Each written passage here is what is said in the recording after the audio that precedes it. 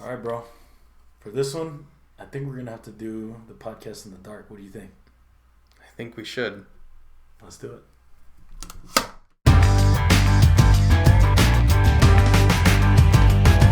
Hey guys, What's going on? welcome back. Welcome back to the Chorizo Bro Show. Take a look around. We're missing a big element right here. Arturo is not joining us today. He got a little caught up at work. We miss you, bro. We miss you a lot. But we want to keep the show going, and we had this all prepped up and ready to rock and roll. So we thought we'd go ahead and get on the road. Nice. Nice. Yeah. So, as you may have called it out already, Joseph, but we're going to be talking about The Road by, gosh, I always forget his name. Cormac McCarthy. Cormac McCarthy. Great book. In true Chorizo Bros fashion, we'll kind of talk about what we liked about it, if we liked it, if we recommend it. I'll start off with Joseph. What do you think, man? Oh, you want me to start? Yeah. Okay. I'm usually the one that goes first. All right, so this is different. Am I going first? Yeah. Okay, so in simple terms, and then we can kind of really open up the discussion. Sure. The way that I feel about this book, and this is going to sound strange, Cormac McCarthy is, like, I think I mentioned before, like, if not my favorite, one of my favorite writers. So I have a respect for his writing, no matter if I enjoy the book or not. This one, I think I don't enjoy it as much as some of his other work. And maybe it's me. I like the idea of Cormac McCarthy being this difficult, esoteric kind of writer. And this got so much popularity that it made me feel a type of way about it. I judged it maybe unfairly because of how popular it was. Like, oh, this is just a goofy story, and so many people were into it that I thought it might have been dumbed down. So overall, I like the book, but I do think that it's one of my least favorite of Cormac McCarthy's work. Okay.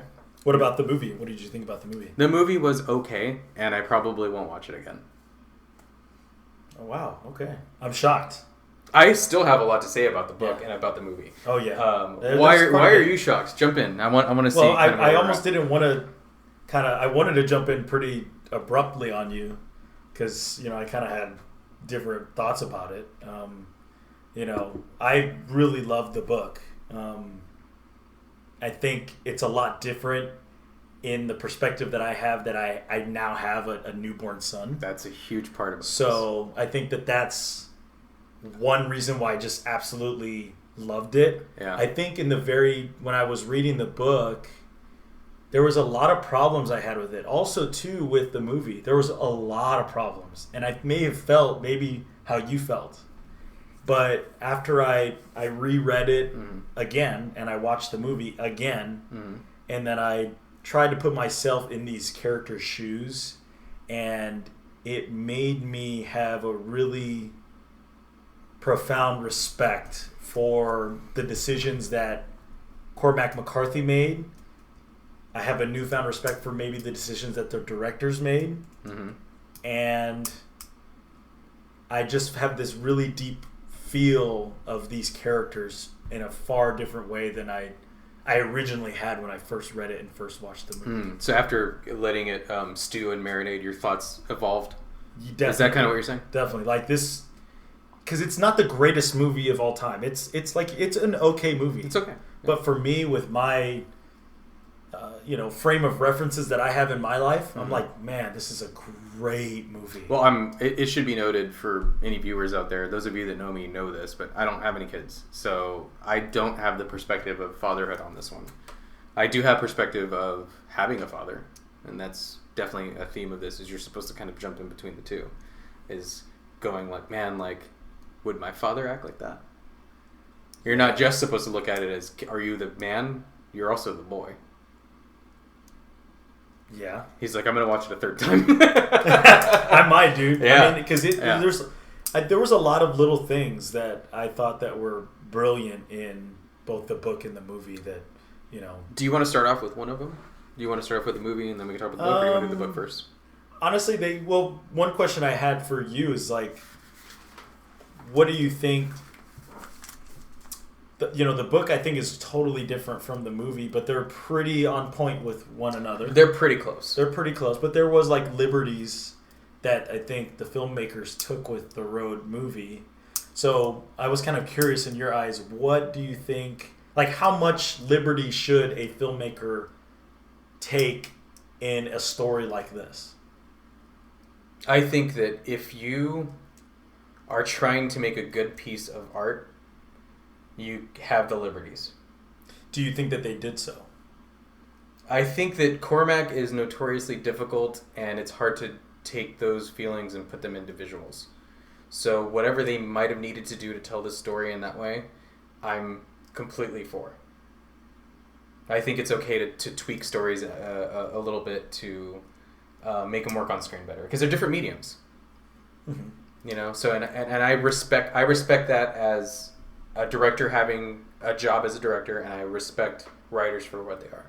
So I think it's okay. Would I have liked to seen some different moves made in some of the films that we've done that were books first or adaptations? Sure. But name a story that doesn't have that. Yeah, that's true. I felt that they did a pretty good job of making Cormac McCarthy's style of writing still shine through with this movie, because in the book there's no explanations of a lot of things. Yeah. I have some questions for you. Hold that thought, because I know what you're going to bring up. Okay. I mean, so what I was going to mention is that there's a lot of things that aren't mentioned in the book, right? Like, how did this world come about? I mean, you can there's allusions to what happens, or you can kind of fill in the gaps a little bit. And also, I feel in the movie there's the same thing. And then also too, there's instances where they interact with certain characters but for a short amount of time, and then you never see them again. And that's pretty prevalent in both the book and in the movie. And I feel like the reason why I asked that question about like how much liberty do you think a filmmaker should take is that I feel like it's really tempting for a filmmaker to want to fill in those gaps that Cormac McCarthy didn't fill. And I really respect I see what you're saying. the fact that They made it a point to make it mysterious, right, and be told in vignettes, little right, instances happen, and you can watch the movie out of order. yeah, definitely. Aside from the ending, obviously, but Sure. you could watch them meet the old man first. Yeah, You can watch them see the cannibals after that. and I think in the book it's not, they don't go scene for scene from the book, so they kind of do that a little bit. Yeah. So I really respected the fact that they didn't take full liberty. Like they did in certain things, but in the most important, like, the actual originality of the book, what really makes the book, I think, to me, pretty excellent, is that those little details are missing, but for me, I didn't need them.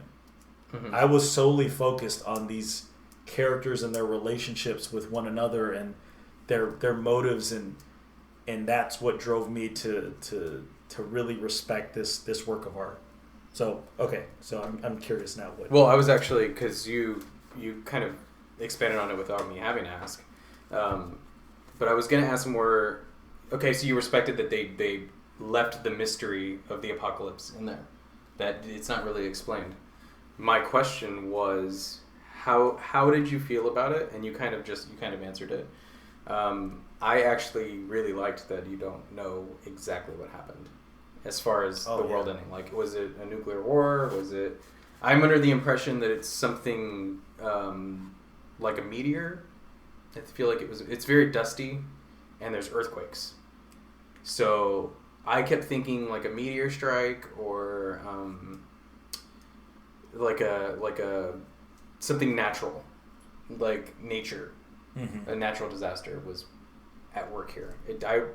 You could do the bleak thing and think, well, World War III, bombs dropping or something like that. You can think that, and that totally works. Mm-hmm. But I don't really know. I kind of like the idea that it would have been something that, because all the trees die, and they're just trying to find someplace warm, and there's the ash, everything's ash. So I like the idea that it kind of let me think about it. Mm-hmm. And it doesn't matter. For the story, it doesn't matter. That's not the point. You don't need it explained. No, not at all. I didn't think of like a meteor. I thought of like just the world it just took a sudden life, took a sudden stop. Like just everything stopped. Like the world immediately ceasing to produce life as far as like vegetation. Yeah. So that's all. That I didn't really think of like a meteor or anything like that. That's Well, because I feel like it was abrupt. Yeah. I feel like whatever happened it just happened. It was fast. Right. It wasn't like you weren't under the impression that like that something slowly like the plants are dying. We need to figure this out. Like Interstellar had that where it was like the only thing we can grow is corn. We got to get off this planet. Right. You know what I'm saying? Yeah. So like there wasn't this sort of it like needed to. Yeah, you're kind of right. It needed to be something like. That's how I feel. I feel like it was abrupt. I feel like. And that makes a lot of sense because I mean you think about like the, meteor that took out the dinosaurs. I feel like that there was a dramatic climate change and it's probably very similar to like this world that he created. So you know how we're trying to find secret themes or how we've been doing that? Yeah. Trying to find what the secret thing is. Right.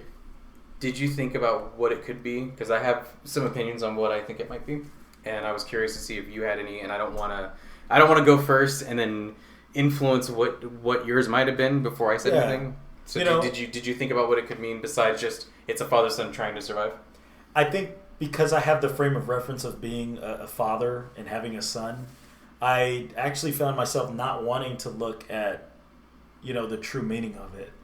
To me, it was more of just appreciating the story of these two. There was little things that I thought about, like just the beauty in kind of innocence of a child. I think that's something to play in there. I think that it's actually kind of religion driven in this book. I feel like a lot. There's a lot of religious references. Yeah. So I saw that and I could very easily go down that path and try to see like, well, what is it, the true meaning? But to me, I just really appreciated the story and it was really fun for me to think like, hey, is this really how I would handle some of the situations that the man goes through? Right. And I found myself saying in the beginning when I first read it and watched it, I was like, this is not how this would play out. I wouldn't do this. I wouldn't do that. I wouldn't do, But after I really kind of internalized it, I'm like, man, like some of those things that he did, I probably would do. One of the things that I thought of, like, I thought the boy was very, like, too childish. I'm like, I feel like when kids are brought up in this, like, a really tough world, you get a really tough child. I felt that way too, yeah. But after and I think in the movie this is probably more prevalent, maybe not in the book, but you have to remember that there was the boy was maybe like, what, 10? Not to go off too much on a tangent here, the actor that played the boy in the movie was too old. Yeah. He was too old. Sure. Yeah, I could see What's that. going on, Papa? And you're like, dude, you just saw like 15 dead bodies. Yeah. And but if he's like 6, you can see that being a little bit more understandable. I feel like nothing against the actor. He did a fine job for whatever it is, but right. I feel like the character in the book is younger. Right. But for the sake of the movie, right? He was with his mom and dad up until, like, let's say, argued like 6 years old. So he was with his mom and dad in that home. There's no school for 6 years. Right. You're right. There's no school. Right. They're trying to go by. Yeah. The mom and dad are there. They can, quote unquote, baby him. He's not. Damn, Jeremy, you're right, dude. Yeah. So that's like probably his maturation is a little fucked up. Because, right. Wow. So like, because when I first watched it, I was like, dude, why is this kid acting like a baby? A little baby. Like, dude, he's growing in this really harsh world. And I'm like, wait a second. He's a baby. He had both his parents. Yeah. He didn't have to go to school. It's all about survival. They probably cared for him. And even when they're out in the woods and stuff, he's washing his hair. He's taking care of him. Very gentle. And that's and he commented on a lot. Like, I'm the father. This is what I do. This is what I have to take care of my son. Right. And so I thought about it. I'm like, man, would I do the same thing? And I probably would, because this world is so literally fucked. Mm-hmm. And how am I going to raise this newborn baby into this world? I want to nurture him and try to go back to what... Hold on to anything. Yeah. Yeah. So, of course, when they're out in the woods and they're out on their own, it kind of doesn't help the man, because he's having a baby, this kid around. And I think that might be one moral of the story, is that, that child innocence is something to kind of nurture, take care of, and to kind of hold on as long as you can in light of complete, utter madness. Chaos. So, yeah. But I could see it. But I could also see, like, yeah, he's a baby.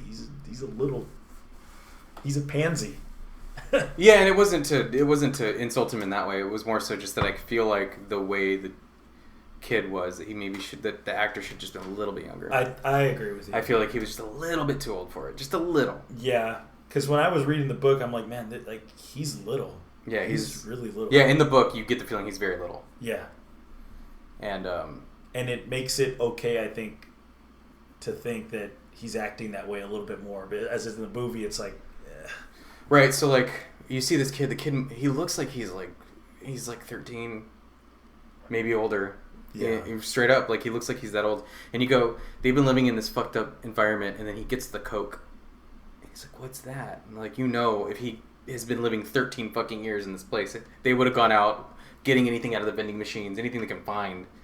I feel like if he was 13, that would not have been the first time he had a Coke. That's just how I feel. Maybe. One cool thing I thought, this is kind of unrelated, but the way that he's holding the Coke, I noticed that, because it's a can. And so I noticed that when he's putting the can to his mouth, he kind of does this like weird, puts his tongue like that.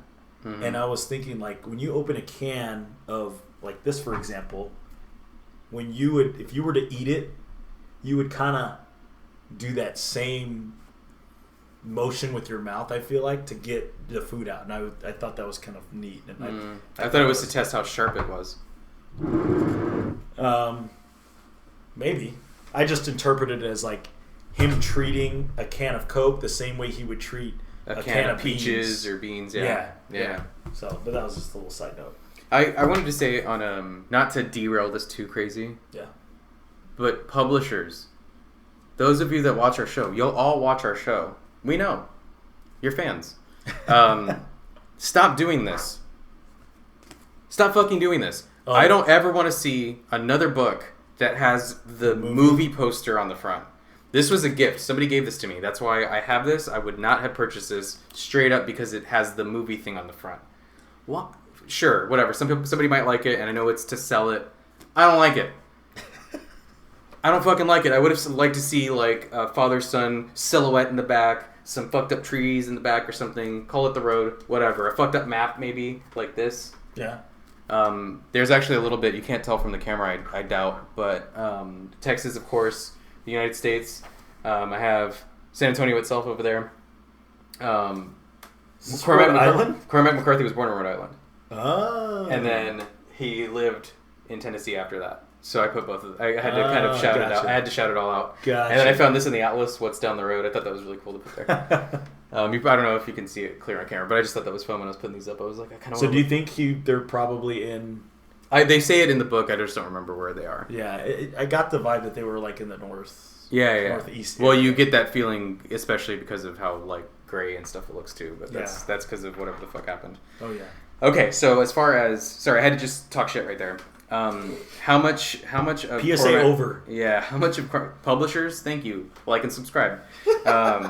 So Cormac McCarthy, I'm assuming not that much about him as an author, right? Like just in his personal life. Sure, no, nothing. I know. Okay, so he was old as fuck when he died. We actually talked about it on our No Country for Old Men that he died last year, and he was old. He was like 90 something, whatever. It didn't matter.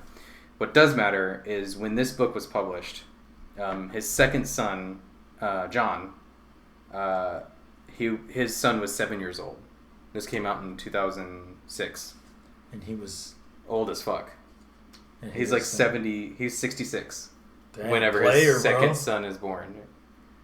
That's strange. Yeah. So does that add an element to this story? So okay, wait. So he wrote this book when his son was 7? His son was 7 when this book came out. Okay. So the boy is right where you're saying and Cormac's 66. So wait, I'm sorry. What was the question here? Does that change? Does that change anything about how you perceive this father-son story? No, because the kid's probably 7 years old in the book. Right. Yeah. He's writing it as though it's his son. Yeah. Oh yeah. Absolutely. It doesn't, because I think regardless of age, there is just a simplicity of that relationship that you have with your son. It's just this. It's not an age thing. I don't know how to explain it. It's just, that's your son. You do anything for them. That's a lot of what this story is. I don't think the age changes that at all. But I think Cormac's philosophy changed. And therefore his relationship with his son is different than what if, let's say, he was 30 years old. So I don't know what exactly it is. I'm just asking if you think it has something to do with how this story plays out. I think it very much. I think that there's what do you think the road represents? Because remember, these can be taken as face value and just be entertaining stories on their own. But this one, this one a Pulitzer Prize, and it's part of Oprah's book club. So this was a big deal. Oh wow! Now you could just look at it as a bleak father-son story, anything it takes to survive, and just roll with it like that. Right. Cool. That's fine. It's enjoyable. It can make you think. But I think it means a couple of things, and I was really trying to figure out what this stuff was. I'm kind of still thinking about what the road might mean, but what do you think it means? So I think the book itself it's an allegory for. I don't know what that means. So it's using that story to tell a different story. So it's kind of exploring the idea of single fatherhood and trying to impose your political ideas or your philosophy on your kid and trying to make it stick, and the sort of difficulty of that. The road is your traversal through their life and trying to get your stuff to stick. And it'll make a little more sense when I kind of explain it better. When you sort of see what happens. So throughout the story, things happen, and you get the idea that the dad, he's being careful, and it's logical, but he's full of fear. He's full of anxiety. He's full of fear. He doesn't trust anybody. Anybody.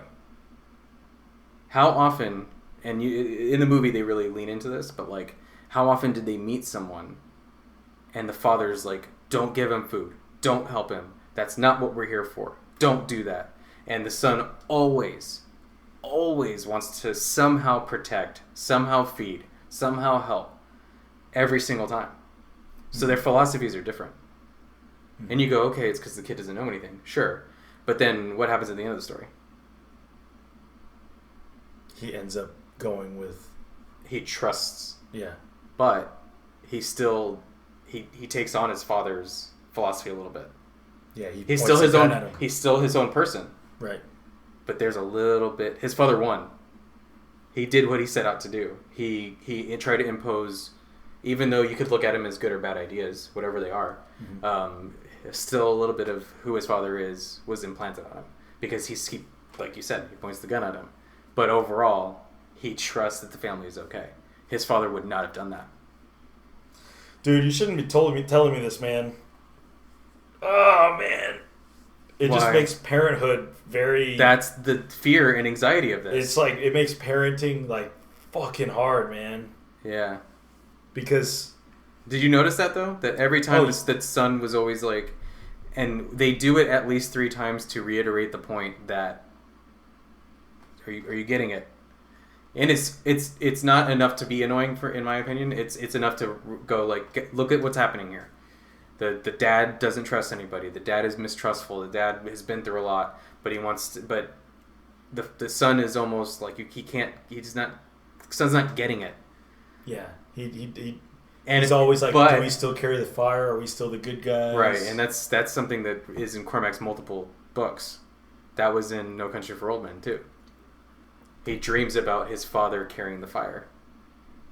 Oh, I didn't remember that. Yeah, the last part that the what's his name, Bell, the Tommy Lee Jones character. Yeah. He's talking about his dream at the end, and he's like, I saw my dad, and he was carrying the fire. It's. Oh yeah. Yeah. So that concept of carrying the fire and like, the philosophies can be whatever you want, just like what killed the world can be whatever you want. This could be a climate change story. This could be a World War III story. You fill in those blanks, whatever fits for you. Yeah. This could be the damn libs. It could be the damn Republicans. It could be, fill in the boogeyman as whatever you want. Mm-hmm. So, and I feel that in a big way too, with like my experience, like with my dad, is growing up. Whenever I became my own free thinking person, whenever I was squirmy, and I didn't want to just accept what anybody said. I was never into, going to church, and I would be resistant to all of it. And my dad's not like that. He's not necessarily religious, but like his political beliefs, I was always kind of against, and just because I felt like it was just too easy to just accept someone else's whatever they're telling you. Mm-hmm. So what did you? Because there's still a part of you that is your dad. Mm-hmm. And what is that? I'm figuring out.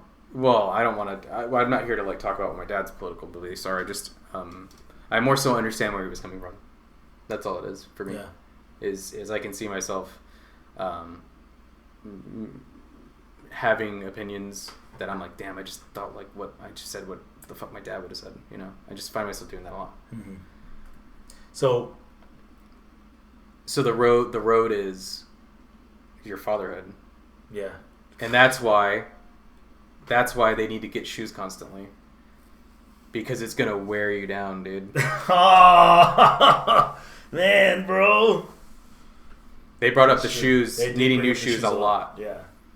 And you never really, it doesn't illustrate how far, you don't get the feeling of how far it goes.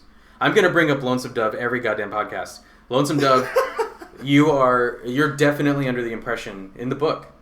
Did you listen to the whole thing, Lonesome Dove, or did you get pretty far? I got decent. You get the feeling they are going far. It's a journey. You really feel they're going a long way. Oh, yeah. The way that this is told in the vignettes, it doesn't feel, you don't really know how long they're going, but it keeps telling you that their shoes are worn down. Yeah. And it comes up a lot. Like, I was actually going to go through and highlight it, because I was like, the shoes again. I'm like, this kid's 7. This kid would be 16 with how many fucking shoes he's had to go through. Well, I think that putting that as a, like, nod to the whole, journey being long. Yeah, I think that's a cool thing to state. But there's one more thing. Having the shoes, like, because, dude, when it comes to feet, it is crucial, especially in, like, survival situations. Yep. It's huge. Die Hard. So, yeah, you won't be stepping on glass, But, so, I get what you're saying, but I also think that... No, I have one more thing to bring up about that's going to drive it home. Okay, what's that? Okay, so, what is they're carrying the fire, right? You assume that these Viggo Mortensen, the man and the boy, are good guys. They're the protagonists, at least. Sure. When you see people that don't have... I shouldn't put that. When you see people that don't have the same philosophy as the man, they're usually like really ugly, evil people. Like when they find the guys there's that trap door inside the house, and they have people down there because they're going to smoke them. Mm-hmm. They're going to eat them. Mm-hmm. What do they find in the house? Oh, a bunch of shoes. These are people whom, if they followed a different philosophy, shoes are abundant. It's harder to go down the road. Oh, wow. Dang, yeah. To live the life of the man and the boy is... Because they could have... That was a detail on purpose, dude. He put that detail of this... They brought out the shoes many, many times. And yeah, it is to kind of give you the idea of how far they've gone. Right. But I think it also represents that if the road means something philosophical or it means something allegorical, it's like hidden. The hey, I'm just trying to teach my son some good lessons. God damn it, and you have to keep doing it. You have to keep doing it. You have to keep doing it. I wish I kind of was paying attention because I'm not gonna lie, I really didn't. Well, because you were feeling the father-son thing, right? And that's why this is a Pulitzer Prize-winning novel, right? But I think probably another reason why it is because of that type of That's just my opinion, man. I didn't. You can look at this. Did you come up with this, or did you? I thought about it because I'm looking. I'm at anything that we're gonna do now. I'm gonna look for that. Like dude, that's brilliant. You didn't read Dolores. Brilliant. You didn't read Dolores Claiborne or Gerald's Game. Not yet. Okay, so I have opinions about some of the stuff that's going on there too. Mm-hmm. So we need to get on that. I mean, Art. Listen to that fucking book. I'm gonna get on it, bro. You gotta get on it, Art. So there's. I think Stephen King and Cormac McCarthy are fucking way different calibers of writers, but... I'm surprised, because I thought that I was going to have a really hard time with The Road after having listened to No Country for Old Men, and it... You feel like this was easier or more difficult? This was a lot easier. Mm-hmm. Yeah. Well, because we woke up, I told him a bedtime story, he asked if I was still there, we ate beans, they're old.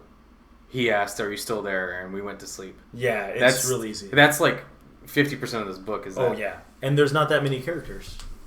So yeah, one thing I wanted to ask or talk about really is the kind of the motives of the mom. What did you think about? I have an idea. So, about that. What did you think about? Because I don't think it represents. You don't hear the gunshot go off, right? You don't see, there's not an actual line, and then she shot herself, right? No, she just wanders off in the dark. She walks out in the dark. I think it represents divorce. I think it represents that she left him. Because again, you're not taking these at face value, right? You're going, what does it mean? Maybe the road is harder because she left. Maybe she's not dead. Well... Maybe his world is bleak and dark and awful, and he doesn't trust anybody anymore because his wife left. Yeah, maybe. I think a lot of these things run pretty deep. Yeah, and one thing I was thinking about is because I was thinking about like if I was in that situation, I would do everything I could to keep my wife there, right? And I was like, that's so dumb. Why would he not want to keep her around? That's another person that can help you find food, another person that can help you take care of this child. And so I was like, it just didn't make sense to me initially. But then I was kind of reading the book and then watching the movie, and I was like, I think there is this innate nature to take care of your child to the point where having this other person, if I was in that situation, I'm okay if she leaves. I'm okay if she's gone. Because that means that I don't have to feed that mouth. Yeah. I don't have to survive with that other person, and I can solely focus on my child. And so I was thinking about, I'm like, man, because he doesn't really fight her that much. I feel like there's a lot more things he could have done to keep her around. Mm-hmm. And he chose not to, and I couldn't help but think that it was a survival instinct because of the situation that they're in. And if she was already like, I'm out, I don't want to be part of this, he was like, no, like, please, I'm begging you.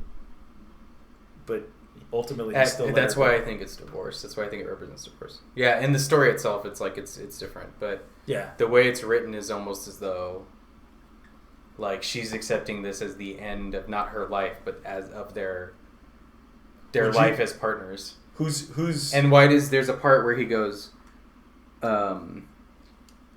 there's a part where the boy brings up the mom, and the man's like, stop bringing her up, or don't think about that.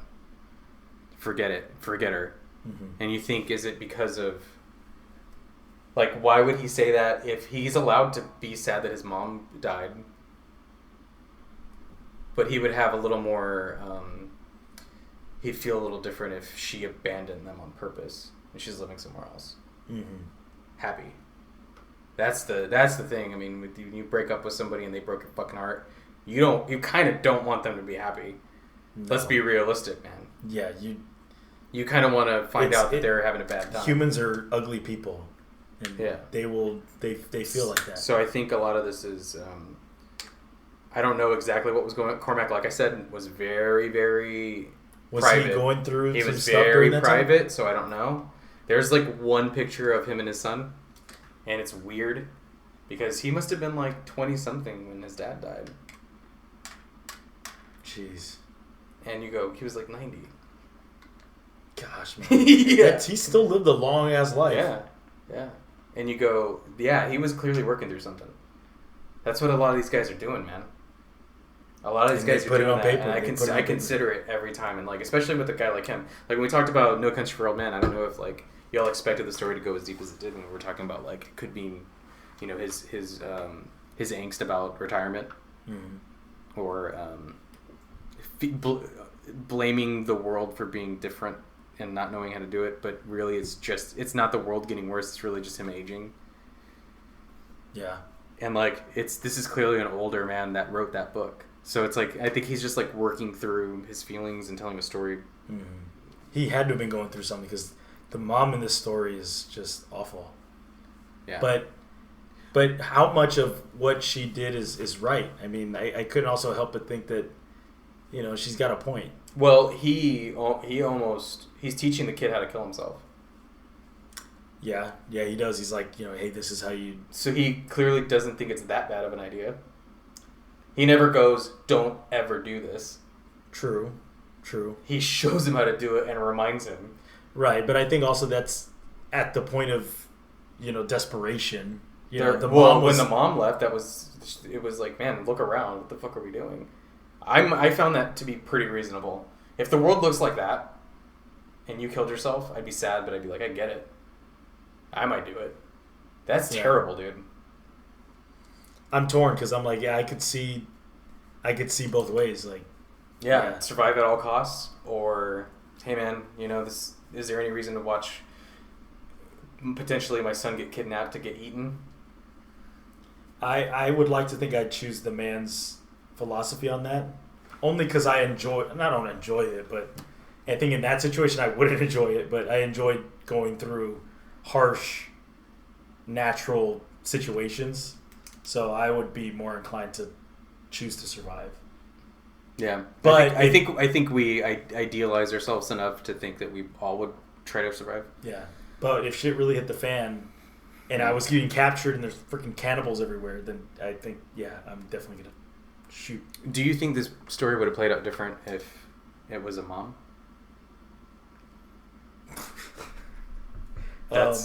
We can edit that out. This story wouldn't have worked if it was either a daughter or a mom. Like, switch them out. It could be both a daughter and a mom, or it could be a father with his daughter. No matter how you switch the genders around, this story would play out a lot different. This story has to be different. This story has to be a father-son story. Oh, it has to be. Yeah. You know. And we're two men here, so it's kind of hard for us to weigh in on that. Yeah, but I mean, your relationship with your daughter is going to be different than the way it is with your son. Oh yeah, but I'm not gonna lie though. I do try to, as a parent, try not to make it too different. You know. Sure. Like, just because my daughter is a girl doesn't mean that I can't teach her how to start a fire. Sure. You know, or that's basic skills that anybody should know, and I do feel that she's gonna know how to change a tire. Oh, absolutely. Yeah. Right. Like that's. I know that's the type of dad you are. Oh yeah, and so. I think that it shouldn't be that way. Like the reason why I laughed is because it would be a totally different story, only because for majority, not everyone, but for the most part, I feel like it would be really difficult for a woman to make the decisions that the man made in this story. Right. And so, and I think a lot of it has to go, boils down to just. Yeah. I don't know. Well, I don't think you would treat your kids different because of one's a boy, one's a girl, but they might treat you different because one of those is a girl. Whenever your daughter's going through something emotional, she might just instinctively think her mom can handle it a little bit different. Yeah, I think. And your dad, they'll flock to the mother and more. you as a dad, might not know that you don't know nothing about that. Yeah, I've learned that a lot. Is that like, as a man, it's hard for me to tap into the emotional side of things for, a young girl. Yeah, it's because I'm more like, well, this is how it is. There's some daughters are like that though. Yeah, I've met several girls that are more like that than not. Yeah, it's always a treat to see. I always like it. I always find them to be very interesting when they're a little colder in that way. Right. Yeah. Sure. I hope my daughter's like that, but she's gonna be her own person. She's gonna be her own person, and I can't. There's nothing I can do about it. Yeah. Yeah. How did you feel in the movie that the old man was Gus?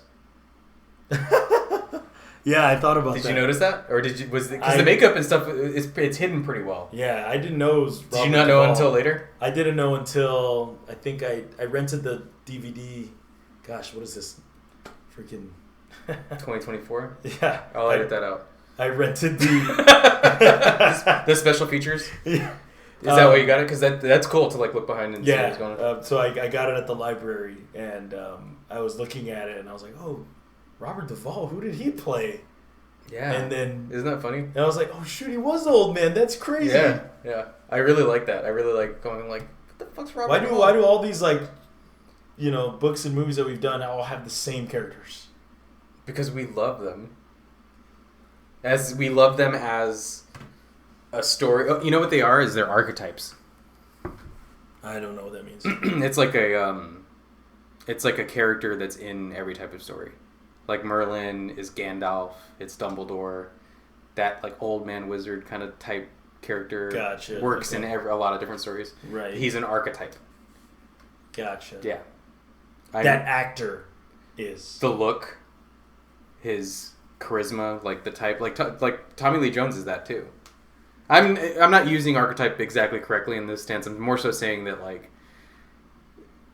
Having done all this with you and me and Art, like doing all this and finding like that we kind of are being drawn to that type of stuff. We gravitate. That happened by accident. I did not know that he was in the road. I didn't know either. And I didn't do that as like a secret joke. You guys picked the road, remember? Yeah, that's true. And that's crazy. Is it possible that somebody working on Cormac McCarthy's work was like, oh, he was in No Country and that was really cool. Like maybe he should be in this. Probably, I imagine so. Like maybe the production company was like, "Hey, Cormac McCarthy really liked you in that movie. You should be in this one." Yeah, and I didn't look too much. Or maybe Cormac asked. Maybe he was like, "Oh, dude, I love Robert Duvall from Lonesome Dove. I had Tommy Lee Jones in No Country for Old Men." You know what I'm saying? Yeah. Like maybe he is like us. He just has the actors he likes. But I will say that I think that actors there's like it's a small pool.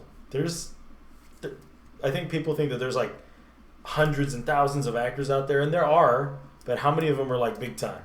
And they're just kind of cycle through. You got Tom Cruise, Tommy Lee Jones, Charlize Theron, like they're all kind of cycled through in a lot of different films, and that's another reason why I think we see these same actors a lot of the time. Because people want to pay movies to see people they're familiar with, and it's hard for some of these actors to become superstars. It takes like a certain role or certain movie in order to get them to that point. I just really like that he was in it. I just found it a fun treat, and it's because I like... Because we love Lonesome Dove. That fucking story hit me in a way, man. That fucking story hit me in a way. And Lonesome like, Dove? I can like... I'm comparing everything to it, dude. Yeah, I mean, it's... in every fucking podcast I brought it up. Cue a supercut of... No, I'm just kidding. Dude, you might, man. I might have brought it up at every fucking pod. I brought it up in Dolores. I brought it up in... Did you really? Yeah, because I was like, there's a way they talk, that she talks, because it's kind of like... yeah, I remember and that. It's like, yeah, well, I just read Lonesome Dove, and they're talking like Texas, Arkansas accents, and I got used to it. Yeah. We talk about them every fucking time, bro. I think about that story all the time. You're obsessed. It's my favorite story. It's my favorite. It's like in top 3 favorite books, for sure. For sure. Top 1. Oh, that's tough. It probably rotates. I could probably give you a couple from my top 10. I don't know about top 1 because my mood changes. Sure. Frankenstein's on there. I love Frankenstein. Frankenstein is probably my favorite monster of all time. I love Frankenstein. And Mary Shelley, I think, wrote that when she was like 16, 17. Really? It was a challenge. I didn't know. Remember, keep in mind the internet wasn't around, and she and like her friends like would get together and they would like drink wine and they would like talk about let's see who could write the spookiest story. And that's and how she came up with that. About. They had heard that running a current. What are we gonna talk about? Fucking Frankenstein here. She heard that that running a current through it was like in the papers through muscle tissue like makes it contract. Mm-hmm.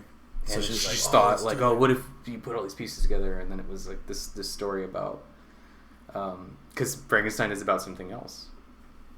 Oh boy, yeah. We're gonna have to do Frankenstein next. Flowers for Algernon. Well, I want to do Frankenstein for October.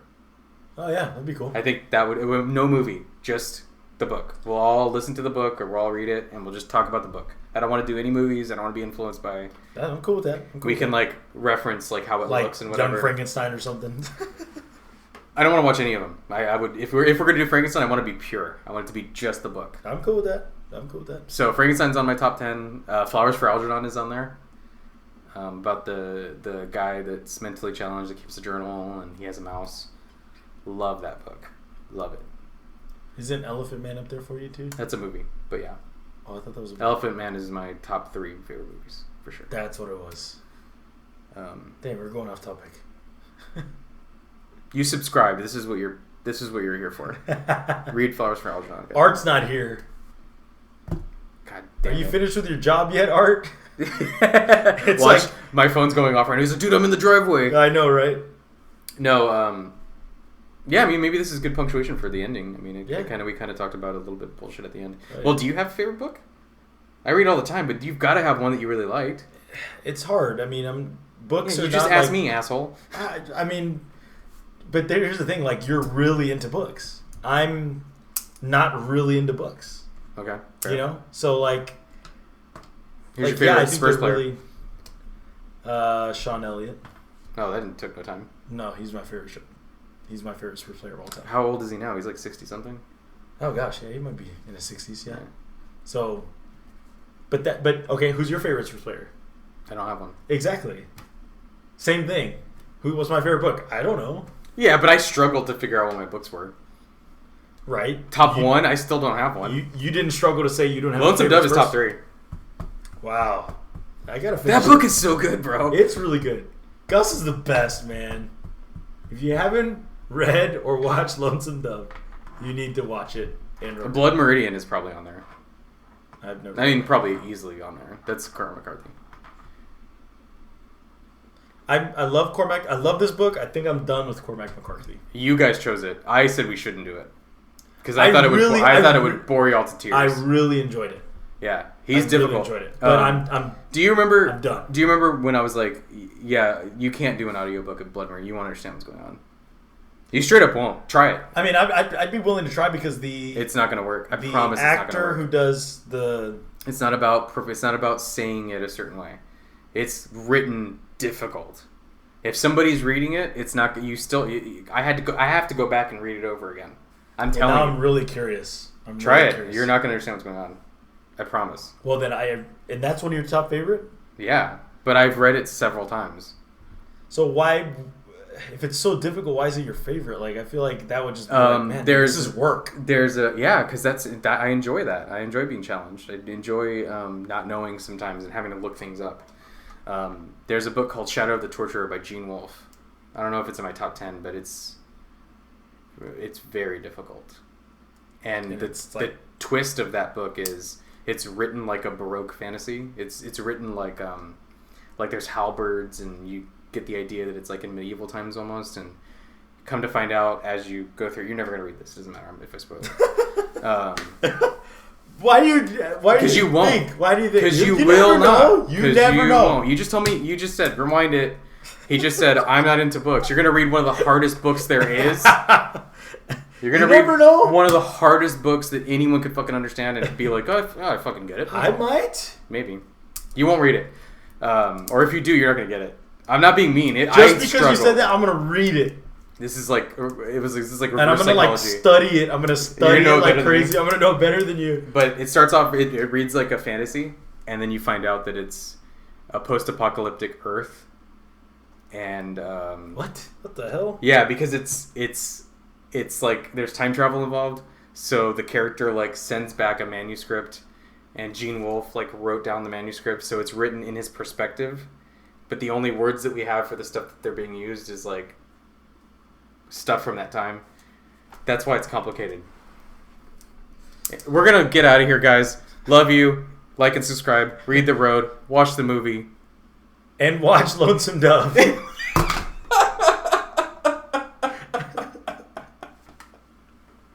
Don't leave me hanging, bro. I didn't know. Oh my god, that's funny. All right, bye, guys. Later. Jesus, it was so fucking funny.